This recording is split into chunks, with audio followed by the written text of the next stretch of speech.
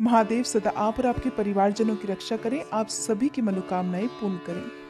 आज महाशिवरात्रि के इस पावन अवसर पर आप रसपान करने वाले हैं शिवरात्रि व्रत की कथा का।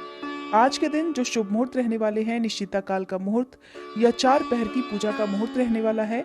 अगर आप इस बारे में जानना चाहते हैं तो इसकी वीडियो भी हमारे चैनल पर पहले से अपलोडेड है। पौराणिक कथा के अनुसार एक बार चित्रभानु नामक एक शिकारी था। पशुओं की हत्या करके वह अपने परिवार को पालता था। एक बार वह एक साहूकार का ऋणी बन गया, लेकिन ऋण समय पर ना चुका सकने पर क्रोधित साहूकार ने उसको शिव मठ में बंदी बना लिया। जिस दिन बंदी बनाया, संयोग से उस दिन शिवरात्रि थी। बंदी रहते हुए वह शिकारी मठ में शिव संबंधी धार्मिक बातें सुनता रहा। वहीं पर उसने शिवरात्रि व्रत की कथा भी सुनी। संध्या होने पर साहूकार ने उसे बुलाया और ऋण चुकाने के लिए पूछा। तब शिकारी ने अगले दिन सारा ऋण चुका देने का वचन दिया। साहूकार ने उसकी बात मान ली और उसे छोड़ दिया। शिकारी जंगल में शिकार करने के लिए निकला, लेकिन दिन भर बंदी गृह में रहने के कारण वह भूख और प्यास से अति व्याकुल था। सूर्यास्त होने पर वह एक जलाशय के पास गया और वहीं घाट के किनारे एक पेड़ पर थोड़ा सा जल पीने के लिए लेकर चढ़ गया, क्योंकि उसे पूरा विश्वास था, उम्मीद थी कि कोई ना कोई जानवर अपनी प्यास बुझाने के लिए यहाँ जरूर आएगा।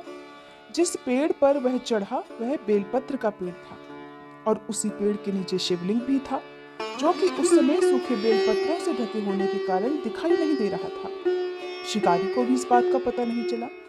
वो भूख और प्यास से थका हुआ था तो उसी मचान पर बैठ गया।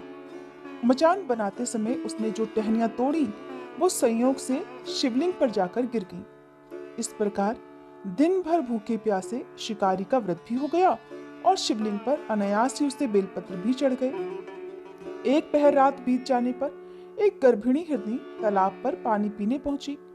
शिकारी ने धनुष पर तीर चढ़ाकर जैसे ही उसकी प्रत्यंचा खींची कि उसके हाथ के धक्के से कुछ पत्ते और थोड़े से जल की कुछ बूंदें भी नीचे शिवलिंग पर गिर गईं और अनजाने में ही शिकारी के पहले पहर की पूजा भी हो गई।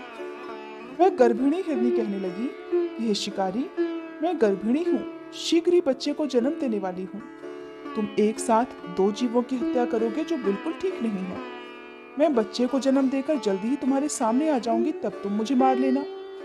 सुनकर शिकारी को उस पर दया आ गई और उसने अपने धनुष की प्रत्यंचा ढीली कर दी। देखते ही देखते वह हिरनी जंगली झाड़ियों में गायब हो गई। कुछ ही देर बाद एक और हिरनी उधर से आ निकली। शिकारी की प्रसन्नता का ठिकाना नहीं रहा। पास आने पर उसने फिर से धनुष पर अपना बाण चढ़ाया।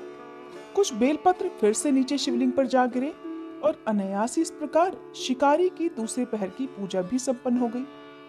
तब उसे देखकर वह हिरनी विनम्रता पूर्वक निवेदन करने लगी कि हे शिकारी महाराज, मैं तो थोड़ी ही देर पहले ऋतुकाल से निवृत्त हुई हूँ और कामातुर विरहिणी हूँ। अपने प्रिय की खोज में भटक रही हूँ। मैं अपने पति से मिलकर जल्दी ही तुम्हारे पास आ जाऊंगी। कृपया तुम मेरा विश्वास करो, तब तुम मुझे मार लेना। सुनकर शिकारी को उस पर भी दया आ गई और उससे जल्दी आना कहकर उसे जाने दिया। 2 बार शिकार खोकर अब वह शिकारी चिंता में पड़ गया। रात का आखिरी पहर बीत रहा था। तभी एक दूसरी हिरनी अपने बच्चों के साथ उधर से निकली। वैसे ही वह अपने बच्चों के साथ घाट पर पानी पीने के लिए आई कि शिकारी ने फिर से अपने धनुष पर तीर चढ़ा दिया।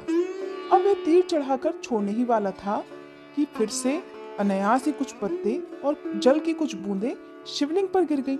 उधर शिकारी को धनुष की प्रत्यंचा खींचा हुआ देखकर वह हिरनी बोल उठी कि हे शिकारी महाराज, हमें मत मारो।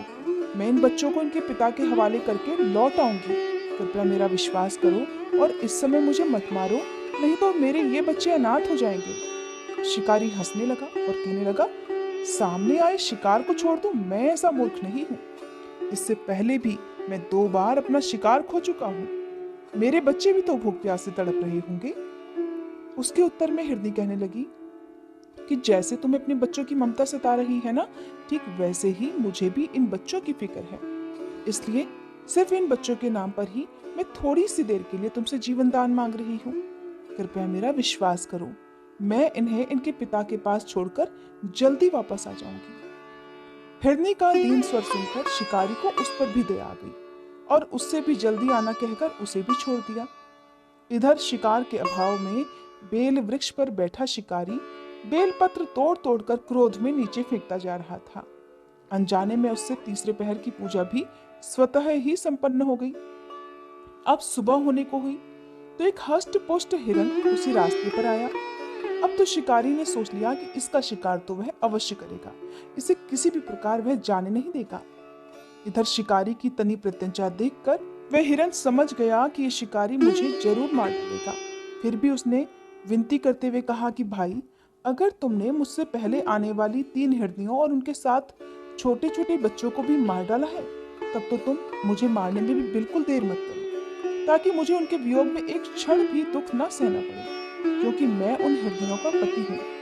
और अगर तुमने उन्हें जीवन दान दिया है तो मुझे भी कुछ क्षण का जीवन देने की कृपा करो। मैं वचन देता हूँ कि उन सब से मिलकर मैं जल्दी ही तुम्हारे सामने उपस्थित हो जाऊंगा। हिरन की बात सुनकर शिकारी ने सारी बातें उस हिरन को सुना दी। इधर जैसे ही शिकारी ने फिर से प्रत्यंचा खींची थी कि अनायास ही फिर से कुछ बेलपत्र और जल की कुछ बूंदें शिवलिंग पर गिर गई। अनजाने में ही चौथे पहर की पूजा भी उससे संपन्न हो गई।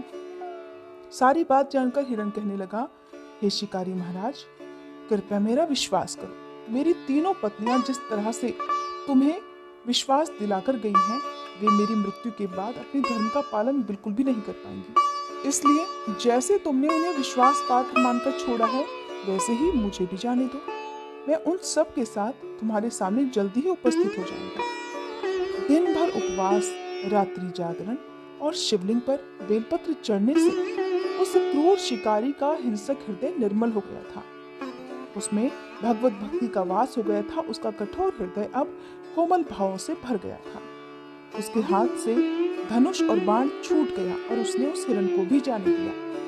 किंतु वह क्या देखता है कि थोड़ी ही देर बाद वह हिरन अपने पूरे परिवार सहित उस शिकारी के सामने उपस्थित था। इसलिए उपस्थित था ताकि वह उनका शिकार कर सके। किंतु जंगली पशुओं की ऐसी सत्यता, सात्विकता और आपसी सामूहिक भावना देखकर उस शिकारी को खुद से बड़ी ग्लानि हुई। उसकी आंखों से आंसू की झड़ी लग गई। उस हिरन परिवार को न मारकर शिकारी ने अपने कठोर हृदय को जीव हिंसा से हटा लिया था, सदा के लिए कोमल और दयालु बना लिया था। उधर देवलोक से समस्त देवतागण भी इस घटना को देख रहे थे। उसके ऐसा करने पर भगवान शंकर ने प्रसन्न होकर तत्काल ही उसे अपने दिव्य स्वरूप का दर्शन करवाया और उसे सुख और समृद्धि का आशीर्वाद देकर गुह नाम प्रदान किया। ये वही गुह था जिसके साथ भगवान श्री राम ने मित्रता की थी। इस प्रकार भक्तजनों, महाशिवरात्रि पूजन की पौराणिक व्रत कथा समाप्त हुई। प्रेम से बोलिए ओम नमः पार्वती पते, हर हर महादेव। अगर आपको आज की ये कथा पसंद आई हो तो प्लीज वीडियो को लाइक जरूर कीजिएगा।